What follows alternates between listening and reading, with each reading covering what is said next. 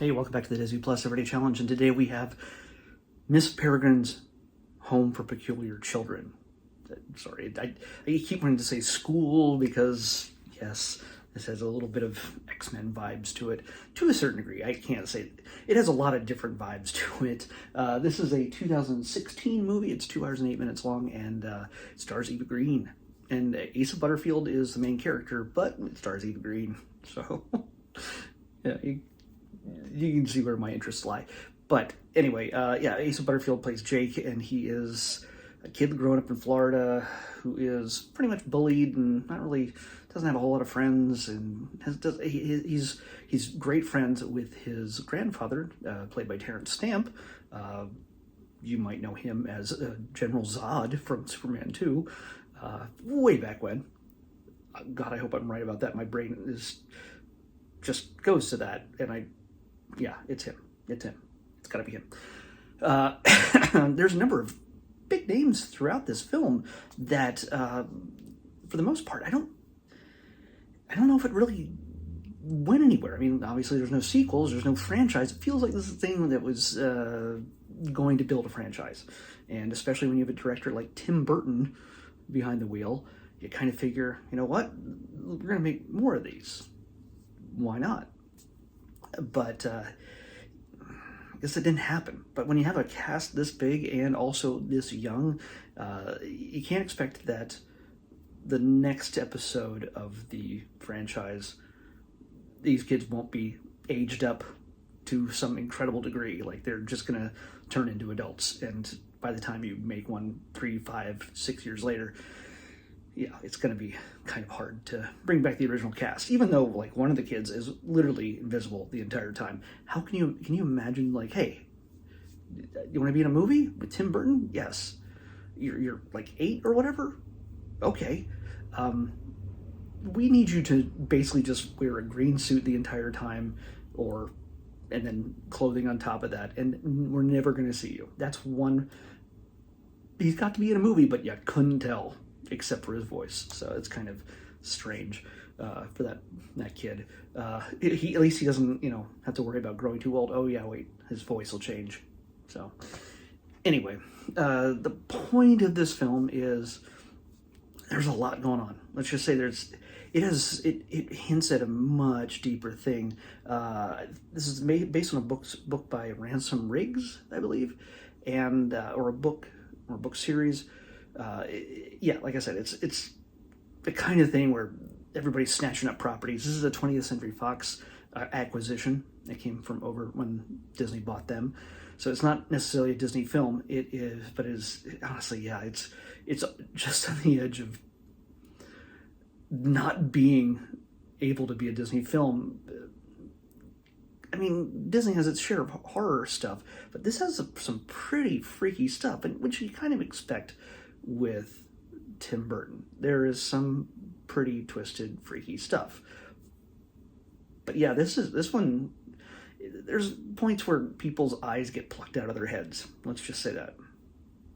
It's meant to be a young adult, at the very most, series. It's based on teenagers. Those are the main characters, and they're peculiar.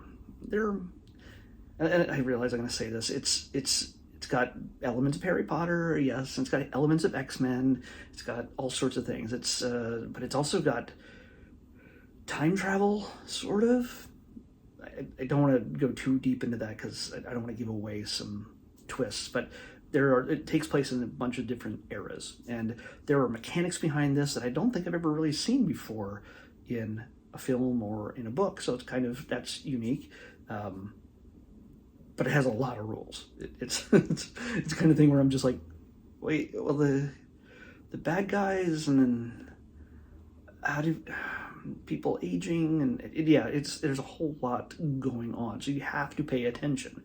I had this on while I was working on other things in the background, and every once in a while I was just like, oh wait, I missed something, and I had to kind of rewind it a little bit and go, okay, that makes sense. Even so, there's just, like I said, I keep saying this, there's a lot going on. And I have a feeling it would have been nice to see this fleshed out, had maybe some sequels, and make a whole big franchise. 7, 8 movies like Harry Potter, but wasn't going to happen. And like when I say Harry Potter or X-Men, it's all about children who are being special, and what makes them different makes them outcasts in a sense. They live in a world separate from the rest of humanity in a sense. It's sort of cut off from the normal people, and it has a lot of parallels in that. And everybody has a special superpower. Everybody's a little bit different. Although, like in Harry Potter, everybody knows magic, but some people are better at certain things than others. But with X-Men, obviously, a lot of the characters all have different powers. And in this case, we got an invisible kid, we got a super strong kid, we got a girl who can float, so much so that she can't control it, and she has to wear like heavy shoes to keep her on the ground. But yeah, I don't want to spoil a whole lot else, because you kind of wonder, there's some characters in this, you're like, what is their power? Why haven't we learned about them? They look pretty odd. What do they do? What's their point? Well, you do find out eventually, so pay attention. Not that you can miss it when it happens. It's some pretty, like I said, it's freaky stuff. This is not something I don't think you'd share with little kids, because it could lead to some nightmares. And yeah, and this is like a young teen, young adult kind of thing that has a lot of character, has a lot of style. Like I said, with Tim Burton, I was reading some notes about this, and he wanted to use as little CG effects as possible. This is not possible with this kind of thing. I mean, you're not going to get a whole lot of Eva Green transforming into something else. You can't necessarily do that with too many practical effects, let's just say. So yeah, or skeletons fighting monsters. Yeah, you're not going to have that. But there is one moment that is not digital, and it's not fully practical. It's stop motion, and Tim Burton has experience in that with Frankenweenie and things like that. And Nightmare Before Christmas. But yeah, there's one sequence that involves stop motion, and it is pretty, I'm going to say it again, freaky. It is so creepy. It is beautifully creepy. That it just fits in. It sort of, that moment makes you realize they're not softening this up for its audience. This probably, depending on who saw this, I kind of wanted to see this when it came out, but I never did. So this is all new to me. Seeing that sequence with stop motion, which you'll recognize it when you see it. I mean, there might be more, but I mean, there's one that's very, very much stop motion. And yeah, it's unsettling. Excuse me. No edits, no cuts. Oh, I think I burst something there. Okay, anyway. So yeah, it's a battle between good and evil. It's learning to come into your own. It's coming of age. It's a fantasy. It's, like I said, lots of different story mechanics going throughout this thing.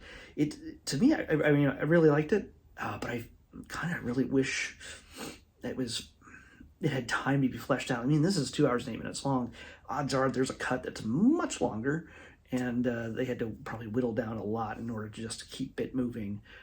There's a lot of exposition scenes in this. It's sort of, there's points where people are explaining things to the character, which is their way of explaining things to us. It doesn't necessarily drag the movie down a lot, but it could have gone faster at some points. But when things get moving, yeah, it's some wild stuff. There was a lot of stuff I couldn't see coming, and that's good. I'm happy that when movies surprise me. And usually, even with Tim Burton films, you kind of can see what he's going to do next in some ways. And that wasn't the case in this. So that was neat. The villains, I think, could have been a little bit better. as much as I love Samuel L. Jackson, yes, Samuel L. Jackson, I'm going to spoil this, he plays a bad guy in this. And I just feel like there could have been more, because he doesn't show up until technically halfway through the film in full form, in a sense. So yeah, it's Samuel L. Jackson. Judi Dench is in this for way too little bit of time. Rupert Everett's in this. Allison Janney, Chris O'Dowd. Yeah, there's a lot of adults that are appearing in this who just get little bits. And yeah, it's like, I mean, Chris O'Dowd plays as Jake's dad, who is fairly checked out a lot of the time and is not so interested in what is going on with his son, especially when things get kind of crazy. He believes his son just is having a mental collapse, a mental breakdown due to certain things that happen in his life. And yeah, it's sort of,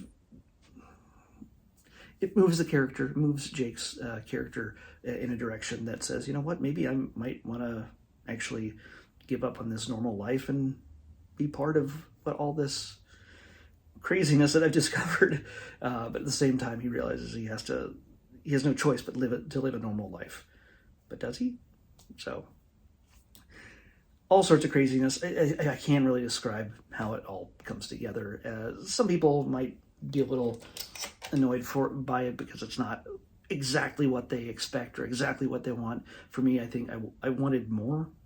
And as much as I loved it, and of course I would love more Eva Green, but yeah, it's, I think you give it a chance. This is going to be the kind of fantasy, adventure kind of film that fits in, like I said, with all those other films that, and stuff, movies based on books and things like that, you know, the young adult stuff that everybody was cranking out for a while, hoping to make a Harry Potter level franchise.